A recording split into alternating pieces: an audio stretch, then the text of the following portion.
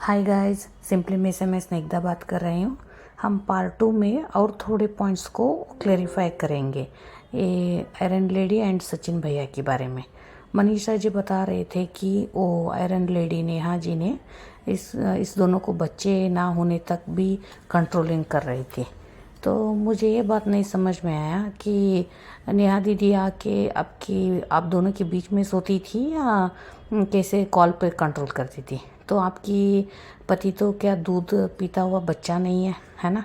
अगर आपकी पति इतना अच्छा होता तो अब तक आपको बच्चा भी हुआ रहता था। तो मनीषा जी, आपकी पति भी उतना ही गलत है यहाँ पे जितना नेहा है, ठीक है।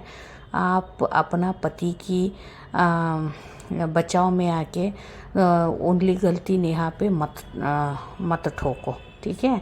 ये दोनों भी बराबर गलत की हिस्सेदार है, क्योंकि आपकी पति क्या दूध का धुला हुआ आदमी नहीं है। आप रहते हुए भी और दूसरे औरत की चक्कर चलाया और आपको पागल बना के रख दिया, और उसकी वजह से वो आजकल सुसाइड भी करने तक जा रहा है, ठीक है। और उसकी एंगेजमेंट तोड़ने के लिए वो पूरा सोशल मीडिया पे उस औरत का इज्जत का धज्जिया और नीलाम कर दिया है। तो आपका पति है ना, एक साइकोपाथ है, उसे साइकेट्रिस्ट की ज़रूरत है। तो आप जल्दी से जाके उसे दिखाओ। और मैं ये भी बात कंक्लूड करना चाहूँगी, एक बार एक आदमी चीट करने लगा तो ये समझ लो उसका आदत है ये। आप कितना भी सुधार लो वो सुधरेगा नहीं। तो ये आपके साथ और एक बार कभी भी हो सकता है। और आप ऐसे नहीं कि अब ये हो गया तो फिर आपके पति कभी ऐसे काम नहीं करेंगे, ये तो आप सोचना भी मत, ठीक है। तो आपका पति भी उतना ही गलत है। और आते हैं यहाँ पे नेहा जी के बारे में। तो मुझे नहीं पता है कि नेहा जी कब ये चक्कर चला रही थी सचिन के साथ। तो अगर वो चक्कर चला रही थी सुमित मिलने के बाद भी, तो ये सुमित जी को भी बड़ा धोखा लगेगा, क्योंकि वो मिलने के बाद तो इसके साथ बात करना भी गलत था। फिर भी पता नहीं क्या कर रही थी, क्या दोनों के साथ भी चक्कर चला रही थी, ये तो मुझे पता नहीं। अगर ऐसा होता तो बड़ा गलत है, ठीक है।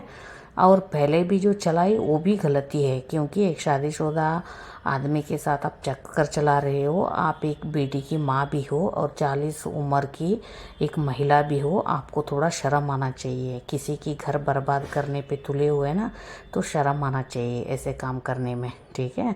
और आप जो सती सावित्री की इमेज लेके घूम रहे हो ना, तो प्लीज़ आप वो नकाब हटा दो। आप जो भी हो वही दिखा दो सोशल मीडिया पे, ताकि हर चीज़ में मैं सही हूँ, हर चीज़ में आपका एटीट्यूड ऐसे रहता है कि आप बहुत सही हो। तो ऐसे कभी नहीं हो सकता। एक इंसान हमेशा सही नहीं हो सकता, बहुत सारे जगह में गलत भी हो सकता है, ठीक है नेहा जी सॉरी। तो आपकी एटीट्यूड दिखाना बंद कर दो। और ये दोनों को तो मेरे ख्याल से यूट्यूब से बॉयकॉट कर देना चाहिए, क्योंकि ये दोनों फैमिली मेम्बर्स को बहुत क्या बोलते हैं, बहुत दुख दिए हैं। इस दोनों की वजह से फैमिली मेम्बर्स की धज्जियाँ उड़ गई, इज्जत का नीलाम हो गया है सोशल मीडिया पे। और बहुत सारे रिएक्शन चैनल वाले अब इस दोनों के मामले में बहुत सारे न्यूज़ चलाने लगे हैं। अभी पता नहीं ये सिलसिला कब तक जारी रहेगा और कितने लोग वीडियो बनाएंगे, ये तो पता नहीं। तो ये सब तो आपको झेलना पड़ेगा। तो अब आते हैं वो सुमित महल के बारे में। तो पता नहीं वो आदमी अब इसके साथ शादी करना चाहिए या नहीं करना चाहिए, क्योंकि इस औरत का तो कैरेक्टर वो शादी से पहले ही बाहर आ गया।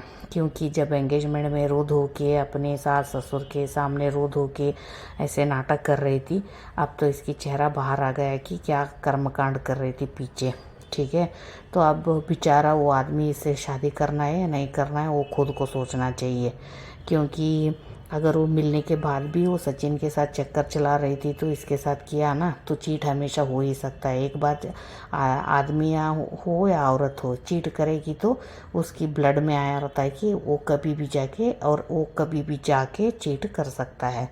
तो ये तो सुमित जी को सोचना पड़ेगा। और क्या बोलते हैं, वो सब उसके ऊपर डिपेंडेंट है। क्योंकि मिलने के बाद भी चला है तो ये बहुत गलत बात है। क्योंकि एक इंसान आप किसी और को साथ डेट कर रहे हो, आप वही सेम टाइम पे दो दो आदमियों के साथ डेट नहीं कर सकते। ये तो सरासर क्या बोलते चीटिंग ही हो गया ना। तो सुमित जी को उसकी फैमिली को सोचना पड़ेगा मेरे ख्याल से। तो आपको क्या लगता है guys, comment on this one. Thank you.